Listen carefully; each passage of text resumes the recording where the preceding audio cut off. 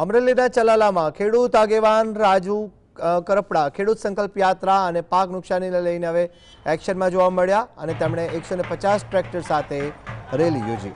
આ દરમિયાન રાજુ કરપડાએ આમ આદમી પાર્ટીને આડે હાથે લીધી હતી। રાજીનામું આપ્યાના 20 મિનિટમાં જ મને ગદ્દાર કહેવાયો હતો। આ સાથે જ એવું કહેવાની સાથે જ તેમણે જણાવ્યું કે તેઓ ખેડૂતોના હિત માટે કામ કરવા નીકળ્યા છે અને ખેડૂતોને ન્યાય મળે તે જ તેમનો મુખ્ય ઉદ્દેશ્ય છે।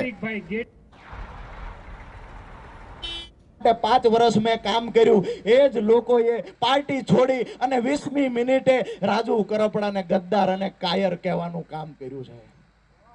દુઃખની વાત એ છે મેં મારી જિંદગીના 5 વર્ષ આમ આદમી પાર્ટીની પાછળ ખર્ચ્યા। 5 વર્ષ ખર્ચ્યા પછી પણ 20 જ મિનિટ થઈ મેં રાજીનામું આપ્યું અને સૌથી પહેલા મને કોઈએ ગાળો દેવાનું કામ કર્યું હોય તો આમ આદમી પાર્ટીના નેતાઓએ કર્યું છે।